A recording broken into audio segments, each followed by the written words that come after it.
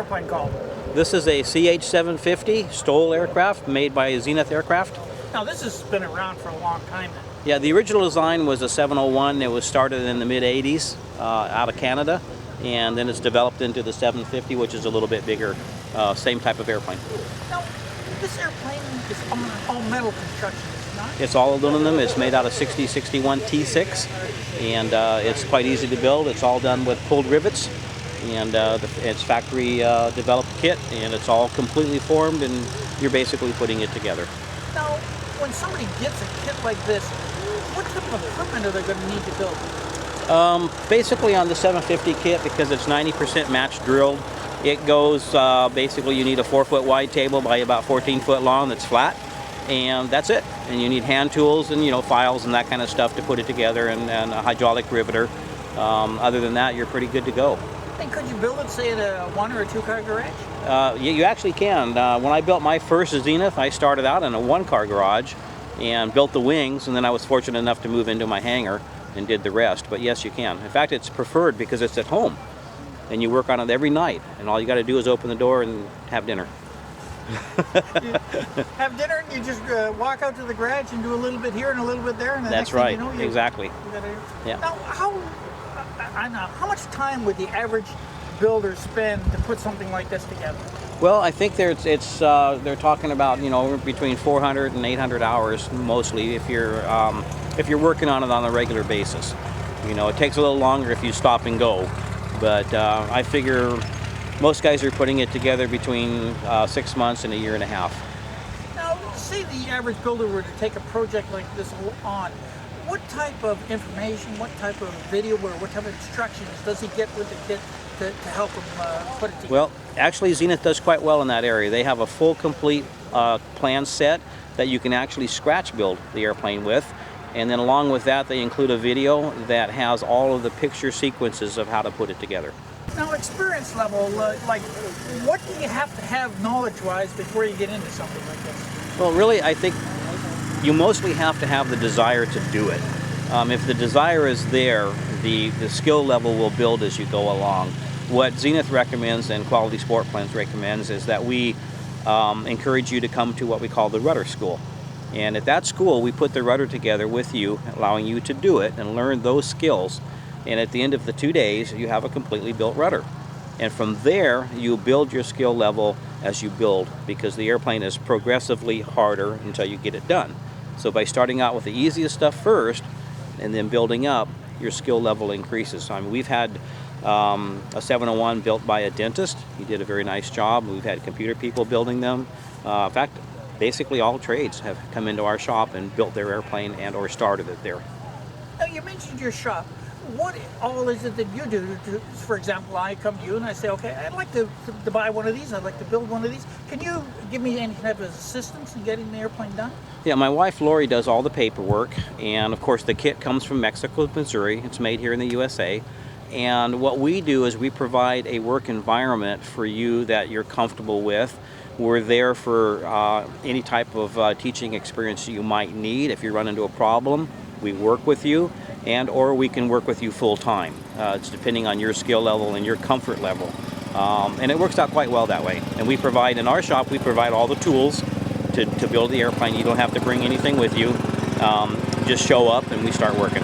And I guess that would be called a Builder's Assist program? Yeah, we do a Builder's Assist program. I work with my customers, and then I have 3 other people that are gentlemen that come in that are EA members that have built airplanes, and they work directly with you. So we don't actually have any employees. What we do is we have them come in, hire out to you directly to help you in any area that you might need. Now, this is the 750? This is the 750 model. It's the largest light sport high wing that we produce, that you don't have to have a medical to fly it when you're done. And then the next step, of course, is our 801, which is a 4-place, much bigger airplane. And we still have our 701, which is quite popular. Now, when we look at the 750, what category is that coming out in? Is it a ready-to-fly airplane, or is it experimental amateur built? How is it registered? Right now, it's experimental amateur built, and that's basically what you're going to be doing when you get done. You'll register it as an amateur built aircraft. Now, when you finish one of these airplanes off, what are you normally powering them? Well, that's the good thing about Zenith. We have the capabilities of putting a number of different motors on these aircraft. For instance, the one I have right here has got a Jabiru 3300 underneath it. It's a 6-cylinder made in Australia motor, 120 horsepower, flies the airplane excellently. You could also use, if you want basic airplanes, a Continental O200, O235. They've got some customers that are putting Corvair motors on them. So there's a number of different airplane motors that you can actually install in this kit. And say we were to go with the engine that you have in here. Now this is a 6-cylinder, I think it's 130 horsepower? 120. 120 horsepower. What kind of performance are you going to get out of that airplane for climb, for cruise, for stall, that kind of thing? It's kind of difficult because the airplane performs so well in different areas. At sea level where I'm at in Cloverdale, I can get the airplane off the ground with myself in it and full fuel in about 120 feet. And it'll climb out with single person at about 1,200 feet a minute, which is pretty good. Stall speed, the recorded stall speed is around 32 to 34. Depending on power, application, you can get it slower. Most people are landing it in the 40 to 50 mile an hour range just because it does a really nice job right there. And what about the cross-country capability? Like how much fuel do we have on board? How far can we actually go with the airplane? This one has the 15-gallon tanks, which are the long-range tanks per side, so we carry 30 gallons. Depending on the speed, with this particular motor, if you're running it real hard, it's going to burn upwards of 6 to 7 gallons an hour. I normally cruise at about 85 to 90 miles per hour, and I can get my burn down to about 4.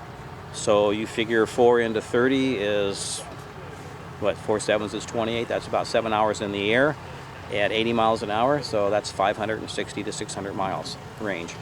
Now, would you have, for example, you come to a show here, would you have any room for carrying baggage and tent, that type of thing, for something like that? Yeah, we can carry 2 people pretty comfortably, and I believe anywhere from 40 to 60 pounds of baggage, depending on the weight of course, the pilot and the co-pilot and how much fuel you have on board.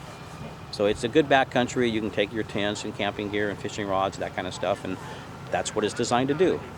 I understand that this is what's called a stall aircraft. What does that mean? A stall aircraft is its initials STOL, and it stands for short takeoff and landing. And this whole airplane, if you look at it, is designed for that purpose. It has slats, it has a full flaperons, it has the upside down stabilizer, and a full flying rudder. So it's very capable of doing that kind of flying.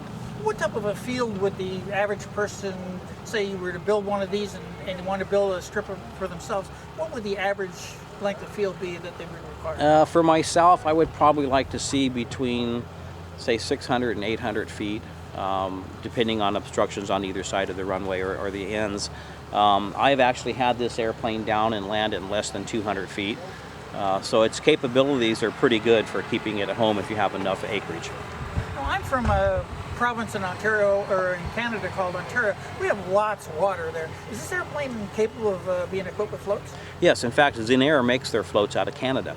And they have a set of floats they call the 1450s, and they're designed to go on this aircraft. Right now in Cloverdale, we're building a set of floats to go on a 750 that's on its way to Alaska. And so it's our first set, so we're learning, but they're very nice.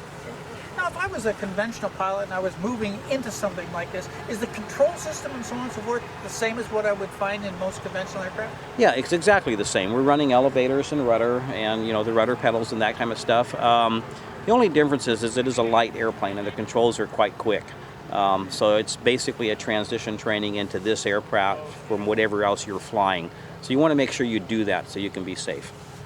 Now, I noticed just over behind us here, you have another airplane, and it's in, I guess, a construction phase. Maybe we can go over and have a look at it? Yeah, that belongs to Jeff, and it's a quick-built airframe that we built for him with a Viking motor on the front. So yes, we can do that. So this is a quick build kit of the airplane that we just saw? Yeah, in fact, this actually was built in Cloverdale, California for Jeff Francis, and it's a quick build. You can see that it's basically put together with what we call pulled rivets, and it's quite easy to build. It's a complete kit that is mostly match drilled, so when you're putting it together, it's actually matching to the part underneath of it. So you need no jigging. It comes out square every time as far as the fuselage. Now, building time-wise, say I was to order just an average kit, or the way they would normally come, and then I was order a quick build kit. What type of savings do I save in time? You're probably going to be saving about 350 hours by doing the quick build kit, because we take it up basically to the fuselage as far as we can and still be in the 51% rule. So the wings are put together but not finished. The tail feathers are put together but not finished. So you're putting in the fuel system and all the lights, electrical wiring, and finishing up everything pertaining to the kit. So you have the experience you need when you're done to understand how it's built. Now, why did the gentleman choose the Viking engine over, say, a Corvair or a Rotax or a Jabber? Well, that's kind of a personal choice, I think. The biggest thing is as a pilot and as a builder, you want to put what you think is going to be the best power plant that for your purposes. And I believe Jeff has researched this motor, and he feels that it's the best for him for this particular airframe. Now, does Zenith then supply the engine mount and so on and so forth? I believe the engine mount is provided with the Viking firewall forward kit. And the gentleman that does the Viking kit is here, and that would be a question you might want to ask him. I'm going to just switch over and talk to him then. Okay. John, Hey, Dave. this is one of your engine installations then? Yeah, this was done by Jeff here in Arlington. He lives right here. He's part of the local EAA chapter. And he bought an engine from us last Oshkosh, and we decided to come out to the air show based on that he lives close here and he has the engine installed up to this point. All I really had to do was get an airline ticket and come here and put some brochures out, and we can represent, we can show off the Viking on the West Coast, which is important to us. We've been to Oshkosh and Sun and Fun and shows on the East Coast, so it's time that we show the Viking on the West Coast. And now when Jeff is close to flying, he's got wings and everything already built, so it's going to be interesting to see him flying at this end of the world. Now, this engine looks like it just fits right into this airplane, as if the engine was designed for the airplane. We provide everything that's needed for the kit planes that we support. You know, we do the Sonics, we do the all of the Zenith airplanes, the RB-12, the Highlanders, and just a whole lot of different kit planes that we provide engines for. And when we do, first the engine's standardized by having the cooler mounted in a specific location. Same with the oil cooler. The whole package is standardized to the point that when we have a new design that we're trying to put the engine into, we can do that in our computer by providing the locations on the firewall, any tilt to the firewall, the size of the firewall. And then it's a matter of a couple of days between having a Viking engine that did not previously fly in that particular model to having all the drawings required to make a mount and a cowling for that airplane. So we can make it. And for the 750, it's a perfect match. The weight of the engine, the power of the engine, the geared engine with the three-bladed propeller producing gobs of thrust. It's a really close match. Now, what about cost savings or savings to the customer? Compare this engine to, for example, a Lycoming or a Continental or a Rotax. Well, we're really trying to make a huge dent in Rotax's market. You know, Rotax is synonymous with light sport, and the Viking wants to make a huge dent in that. We have an engine that produces more horsepower. Power to weight is very similar. We are for instance, in the RB-12, the firewall forward package is $29,000. For the Viking, it's half of that. Slightly more than half. The Sea Ray, another airplane, needs lots of power, good power-weight ratio to get off the water with two people on a high-altitude lake, and the Viking is providing that power. And we're doing that at $15,000 versus $30,000 as far as the installation. So we're in some cases half of the price with what we feel is a better engine. In some cases 2/3 of the price. But we're always less than the competition. And we use the latest, absolute latest in technology, an inline core that we buy that's based on something that Honda makes. And then the Viking engine was designed around that core, so you're always going to have 2012 technology, and as time progresses, you're going to have the latest year as far as the internals of the engine. And then the Viking package is the CNC machine parts that are assembled and put onto that, and then there's now 600 hours of flight time that has been accumulated on the valve train, on the gearbox, on the programming of the computer, the dual computer system that operate the engine. So the engine we see here at Arlington, since this is our first time here, people will walk up and say, well, I've kind of heard of it, but I never really saw one, and that's because we've never been here. But we see in Florida now and on the East Coast that Viking has a name for itself already, and that we've been around for 3 years, and some people still think it's like we just started. So after Oshkosh 2012, this year we will start a marketing campaign that really bring forward the things that we think kit plane manufacturers and kit plane builders need to know about keeping the price of available engines for their kits. And to sustain this industry, we need to have an engine such as the Viking to promote flight at an affordable price. Now, when we look at this engine and we compare it, for example, to a Rotax 912 with carburetors, what are some of the advantages that you have over, say, a Rotax 912? Well, of course, they just came out with their injected version as well. Excellent engine. The main problem is the infrastructure behind that and all the cost associated with that. We have all the same things. We have fuel injection, we have digital coil on plug ignition, we have dual computer systems that operate the engine.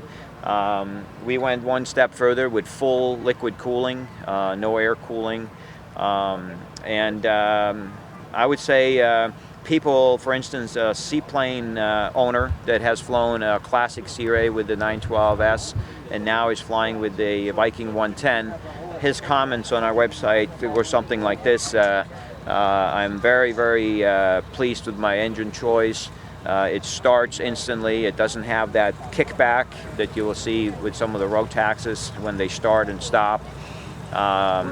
His LSX Sea Ray, which is heavier than the earlier one he had, performs better, climbs better, runs, he says, quite a bit smoother in the air. And then, of course, there's no mixture. It's just overall from comments from our customers that are flying him, they love the engine and it performs well. So if somebody wanted to get in touch with you, get a little more information, what's the easiest way to do that? Go to the Viking Aircraft Engines.com website. That's the best way. Or just call me at 386-566-2616. Thank you very much for your time. Okay, Doug, I just finished with John, but I need information on how to get a hold of you. Okay, what we do is we're fortunate enough to be the West Coast representatives for Zenith. Quality Sport Planes is what we have as our name, and it was started by Michael Hines about 6 or 7 years ago, and we have taken over the business. We're out of Cloverdale, California, and our website is qualitysportplanes.com. So if you want to see what we're doing down there, just go to that website. Our email address is qspinfo@gmail.com, so you can always send us an email if you want information. We'd be more than happy to help you out. We do everything on the West Coast that Zenith does. We have our rudder schools, we have owner assist, and we also do some transition training if your airplane's ready to fly. Thank you very much for your time. Okay, thank you.